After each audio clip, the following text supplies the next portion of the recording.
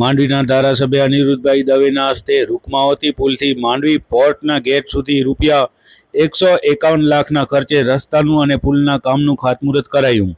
માંડવી શહેરમાં વરસાદી પાણી ભરાવાની સમસ્યા વર્ષો જૂની હતી, જેના નિરાકરણ માટે જોશી બ્રધર્સ પેટ્રોલ પંપ પાસે નાળાને પહોળો કરવાનો અને રૂકમાવતી પુલથી બસ સ્ટેશનના રોડના નવીનીકરણ કાર્યનું ખાતમુહૂર્ત ધારાસભ્ય અનિરુદ્ધભાઈ દવેના હસ્તે રૂપિયા 151 લાખના ખર્ચે આજે કરાયું હતું।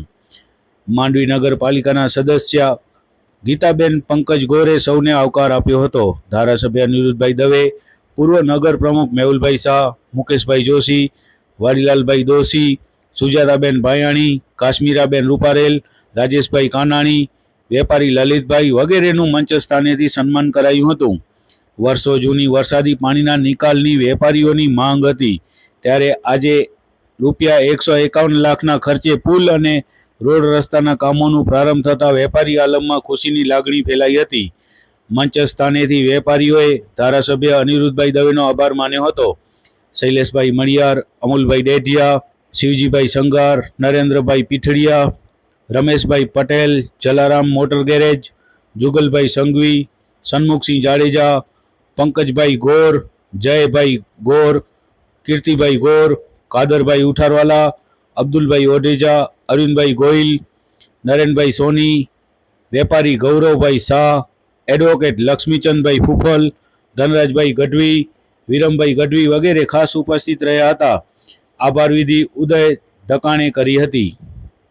દેશના વડાપ્રધાન માનનીય નરેન્દ્રભાઈ મોદી સાહેબ અને ગુજરાતના માનનીય મુખ્યમંત્રી શ્રી ભૂપેન્દ્રભાઈ પટેલ સાહેબની ડબલ એન્જિનની સરકાર લોકોના કાર્યો કરવા માટે સતત અવિરતપણે જ્યાં જ્યાં જે માંગણી આવે એની પૂર્તતા માટે ફંડ ફાળવતી હોય છે। ગત વર્ષે પુષ્કળ વરસાદ થવાને કારણે માંડવી શહેરમાં વિવિધ વિસ્તારોમાં જલભરાવની સ્થિતિ થઈ હતી, તો એ માટે માનનીય મુખ્યમંત્રી શ્રી ભૂપેન્દ્રભાઈએ નગરપાલિકાના જે ડ્રેનેજના કામો છે એના માટે GUDMને 16.5 કરોડ રૂપિયા જેવી માતબર રકમ ફાળવી, ઉપરાંતમાં RNB સ્ટેટને માર્ગ અને મકાન વિભાગના રાજ્યના વિભાગને 151 લાખથી વધારે રકમ, જે આખા માંડવી શહેરનું પાણી લાકડા બજારમાં થઈને પોર્ટ કોલોનીની બાજુમાંથી જે નીકળે છે નાળા પાસે, એ નાળાને મોટું કરવું અને આખો રસ્તો ફરીથી રીસરફેસ કરવો, એના માટેના કામનું આજે ખાતમુહૂર્ત કર્યું છે।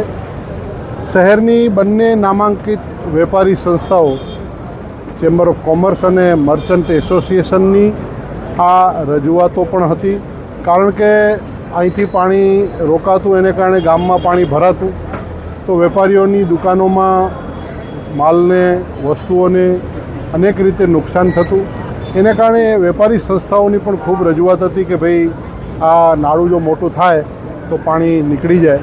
એટલે રાજ્ય સરકાર દ્વારા સકારાત્મક રીતે આનો ધ્યાનમાં લઈ અને પૈસા ફાળવવામાં આવતા આજે અહીં વેપારી સંસ્થાઓ, ચૂંટાયેલા પ્રતિનિધિઓ, સંગઠનના આગેવાનો, સૌ મિત્રો સાથે મળીને અહીં આ કાર્યનો પ્રારંભ કરાવવામાં આવ્યો છે। ખાસ કરીને ભારતીય જનતા પાર્ટીની સરકાર ક્યારેય કોઈને હેરાન કરવા માગતી નથી અને કરતી પણ નથી। સૌએ પોતપોતાની ફરજ સમજીને સૌએ પોતપોતાની રીતે પોતાનું કાર્ય કરે, કોઈ ધંધો કરે એમાં ના હોતી જ નથી। દાખલા તરીકે રસ્તાનું કામ થાય છે અને કોઈ હાથગાડી છે તો એણે રસ્તાના કામ સુધી હાથગાડી ખસેડી લેવી જોઈએ, અને પછી કોઈ કામ કરતું હોય તો કોઈ ના પાડતું નથી, કોઈ વ્યવસાય કરતો હોય, કોઈ રોજીરોટી કમાતું હોય કોઈને ના પાડતા નથી। એટલે આવો ભય કે આશંકા રાખવાની જરૂર નથી। હા, હું ચોક્કસ તમારા માધ્યમથી કહીશ કે વરસાદી પાણીના વહેણ ઉપર જે દબાણો થયેલા